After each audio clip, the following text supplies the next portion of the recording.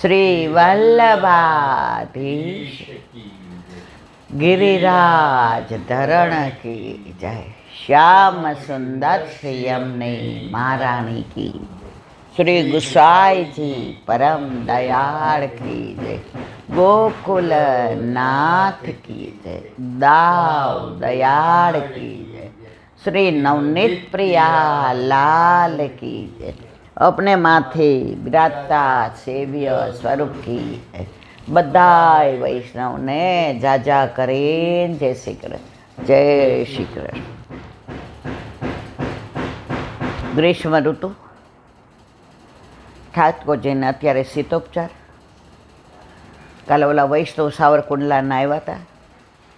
આવા વૈષ્ણવના પગલાં આપણા ઘરે પડે તો આપણે બોલવામાં, સેવામાં કે ક્યાંય દોષ પડતા હોય તો રોજ સાંજે થોડા વૈષ્ણવ આપણા ઘરે આવે તો આપણા દોષની નિવૃત્તિ થાય.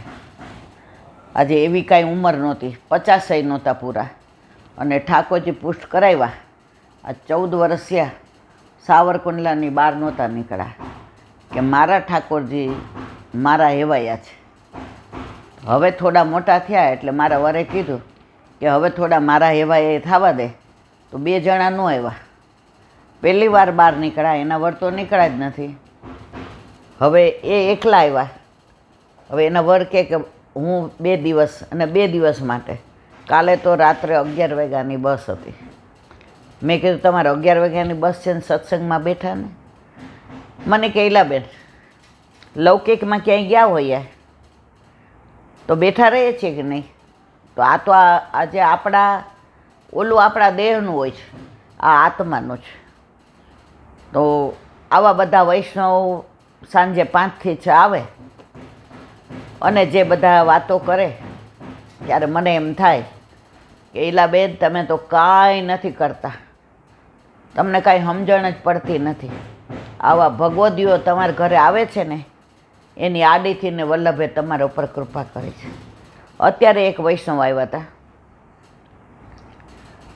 એ એટલા સરળ. હવે એ કે મને બધા ઉલ્લુ બનાવી જાય. મેં કીધું સારું ને.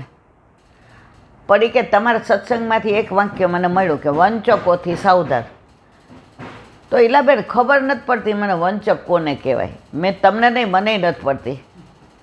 હું બોલું છું પણ હુંય છેતરાઈ જાઉં છું, હુંય ફોસલાઈ જાઉં છું. મેં ત્યારે એવું માનવું તથૈવ તત લીલેત, આ પ્રભુની લીલા છે. ઠાકોરજીને આવું ગમતું હશે એટલે થાય છે. આપણે મનમાં વ્યથા ન કરવી, મનમાં કથા રાખવી. આજે જે કીધું કે ઘણાય અમારી પાસે આવે કે જે આટલી કથા સાંભળીએ, આટલો સત્સંગ સાંભળીએ, પણ જે અમારા જીવનમાં પરિવર્તન આવવું જોઈએ, અમને શ્યામ તરફ જે સન્મુખતા મેળવવી જોઈએ, અમારું ચિત્ત સંસારમાંથી થોડું ઓછું થવું જોઈએ, એ હજી થતું નથી. હજી સત્સંગમાં ગયા હોય તો ઘડિયાળ સામું જોઈએ કે 8 વાગે દીકરો આવી જશે. મને નહીં જોવે એટલે પૂછશે મમ્મી ક્યાં? તો હજી આ આસક્તિ બધી દીકરામાં, ઘરમાં જે કે મેં એક વાક્ય કીધું કે કથામાં જઈને બેસો કે સત્સંગમાં જઈને બેસો,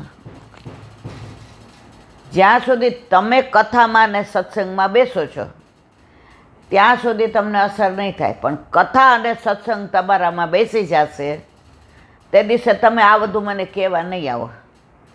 એ કે જે એવું ક્યારે થશે? એ કે એ હવે તમારા ઉપર આધાર છે. તમે હમણાં એક જ વાક્ય મને કીધું કે ક્યાંય ગયા હોઈએ, નંદ ઉત્સવ હોય એટલે કથામાં 8, 8:30 થાય એટલે તરત એમ થાય હવે હું એકલી રિક્ષામાં વહી જાઉં. હવે જેનો સંગાત કરીને આવી છું એની મારી રાહ નહીં જોઈ, મારો દીકરો મારી રાહ જોતો હશે. જ્યારે તમને એવું થશે ને કે મારા ઠાકોરજી મારી રાહ જોતા હશે ત્યારે સમજી જવાનું કે કથા તમારામાં બેસી ગઈ છે. એક વૈષ્ણવને હોલ બોડી ચેકઅપ કરાવવાનું હતું. હવે એને એવા ભગવદી હતા, આપણી જેવા નહોતા. હવે એ ઘરમાં અતિશય ન થાય ને ત્યાં સુધી કોઈને કહે જ નહીં. પોતે મનમાં મનમાં અષ્ટાક્ષર બોલે રાખે. હવે એને એમ થાય કે હું ઘરમાં વાત કરું એટલે પાછો ટાઈમ લેવાનો, ડૉક્ટરને બતાવવા જવાનું, વળી રિપોર્ટ કરાવવાનું, કે વળી રિપોર્ટ બતાવવાના. 3-4 દી બગડે. અને મોસ્ટલી બધા ડૉક્ટરો કાં સવારના મળતા હોય અને કાં સાંજે સત્સંગના ટાઈમે મળતા હોય. હવે મારો દીકરાની ઈચ્છા એવી કે તમે સવારનું બધું જે બ્લડ હોય, યુરિન હોય, એટલે એ તો બગડે જ. તો કે ઈલાબેન મને સતત એવું થાય કે મારે ચેક નથી કરાવવું, મારે બતાવવા નથી જવું. મારા 3-4 દી જીવનના ખોટા બગડે છે. મને મારી જાત માટે કાંઈક કરવાનું હોય ને એટલે મને સૌથી વધુ તકલીફ પડે છે. તો ઘણીવાર એવું બને કે વધી જાય વાત, તબિયત વધુ બગડે, પછી દીકરો મારો ખીજાય, એના પપ્પાએ ખીજાય કે તું અતિશય થાય નહીં ત્યાં સુધી. તો એ કે સાક્ષાત ઠાકોરજી છે એની પ્રતીતિની વાત કરું હું તમને. અમે તો ગામડામાં રહીએ છીએ ગુજરાતના, એટલે અમે અમદાવાદ કીધું કે બરોડા કીધું, બનતા સુધી બરોડા. તો ગામડામાં રહીએ એટલે બરોડા બતાવવા ગયા. એટલે કે ઠાકોરજીને મંગળા કરી. મેં ઠાકોરજીને કહ્યું, મારા વાલા તને ગમે તારી માં વહી જાય છે, હવે તો અનુસરણમાં તારી માં નહીં હોય, તને ઊંઘ આવશે, તને ગમશે. આજે તારી માં સામગ્રી નહીં કરે, આમ તો તું કહેશ કે દાળ શાક માં તું બનાવ તો મને ગમે. એટલે અત્યારે 80 વર્ષની ઉંમરે પણ દાળ શાક તો તે જ્યારથી પધાર્યા ઘરમાં મારા વાલા ત્યારથી કોઈના હાથને આરોગ્ય જ નથી. 3 વહુ છે, બા દાદા છે, પણ કોઈ દિવસ હજી સુધી તો દાળ ભાત શાક સંભારો સામગ્રી છાશ કચુંબર રાયતું બધું તું મારા હાથનું જ આરોગસ. તો હવે તને મારા હાથનું આરોગવું નથી ગમતું, આજે કેમ આવું કર્યું? હવે એ કે 7:30ની બસ હતી, એટલે ઠાકોરજીને 7 વાગે મંગળા કરી અને ભૂખ્યા પેટે જવાનું હતું. એટલે કે 8:30 પહોંચી જઈએ, કારણ કે બસમાં તો ક્યાંય કે બહાર નીકળ્યા. ઠાકોરજી એવી કૃપા કરી, જે ડૉક્ટરને બતાવવાનો હતો એનો ભાણિયો અહીંયા મળવા આવ્યો હતો કોકને. એટલે એ મારા દીકરાને ઓળખતો હતો, હારે ભણતા હશે સ્કૂલમાં. હવે મારા દીકરાને બહુ યાદ નહોતું, એટલે એણે મિહિર બૂમ પાડી. એટલે પાછળ જોયું. એ કે આ કઈ બાજુ જાસ? એ કે મમ્મીને આવી રીતે ઠીક નથી ને એટલે આ ડૉક્ટરને બતાવવા તુંય બરોડા જ જાસ રહેશ ને? એ કે હા. એ કે તું આ ડૉક્ટરને ઓળખસ? એ કે પહેલાં ગાડીમાં બેસ પછી વાત કરીએ. એ કે પણ મારે ડૉક્ટર. એ કે તું ગાડીમાં બેસ ને, તને વિશ્વાસ છે ને?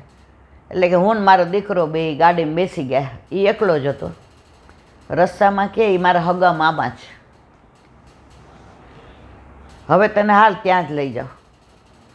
ત્યાં લઈ ગયા, બધું જોયું. હવે રિપોર્ટ કરાવીને ગયા હતા અને એક રિપોર્ટ કરાવવાનો હતો ભૂખ્યા પેટે, કાંઈક થાઇરોઇડ કે શી ખબર.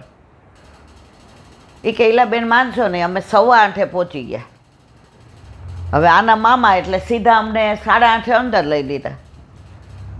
આ રિપોર્ટ 15 મિનિટમાં આપી દીધો. 8:45 કીધું કે કાંઈ તમારે તકલીફ નથી, તમારા યુરિનમાં ઓલું યુરિક એસિડ જાય છે અને કિડનીમાં કિરેન્ટાઇન જાય છે, એટલે તમને આ દવા લખી દીધી છે.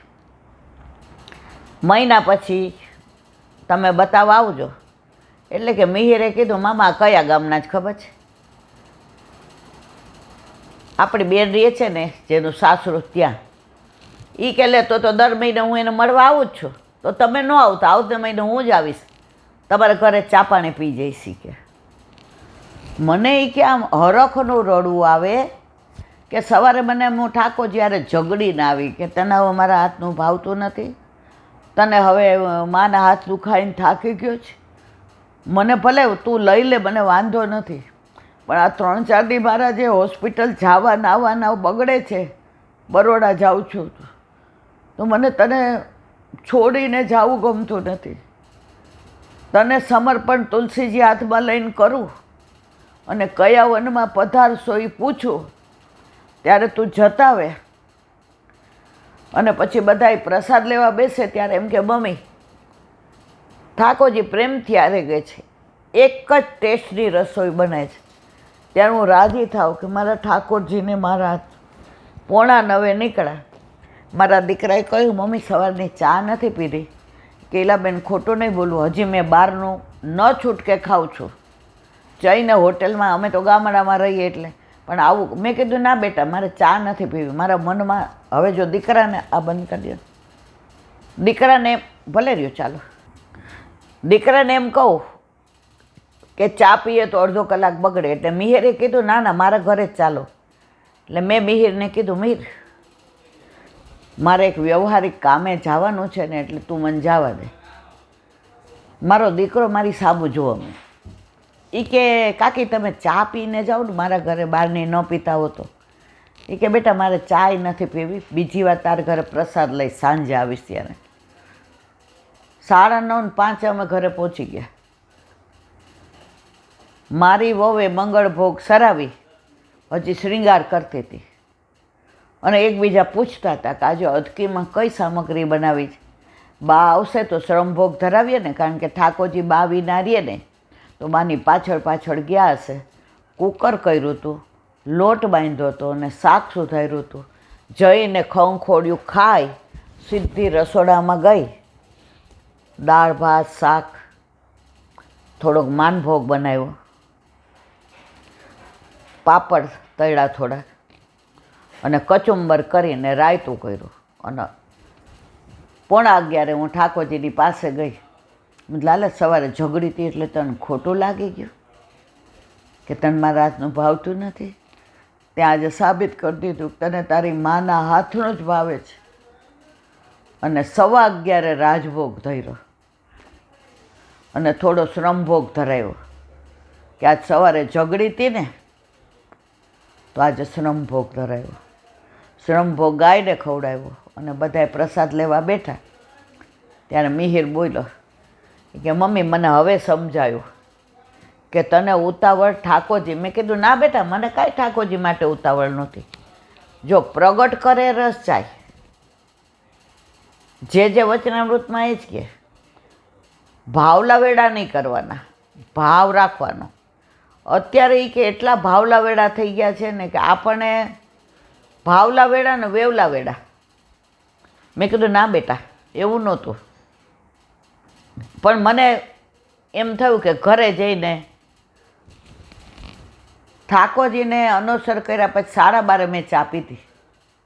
ત્યાં સુધી મને ચા યાદ નહીં. તો મને સવારે ઉઠું, બ્રશ કરતી હોય ને પહેલાં ચા મૂકી દો, બ્રશ કરી મોઢું લૂછીને પહેલાં ચા પીવું, ત્યાં સુધી મારી આંખ ન ઉઘડે.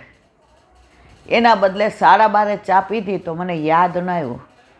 ઈલાબેન તમે સત્સંગમાં કહો ને ત્યારે મને એવું થતું ના આવું કંઈ ના હોય, પણ જ્યારે આ બધું આપણી સાથે થાય ને ત્યારે ખબર પડે કે ઠાકોરજી સાક્ષાત છે અને છે. અને એ વાતને આજે 3 વર્ષ થયા ક્યારેય હું બતાવવા ગઈ નથી.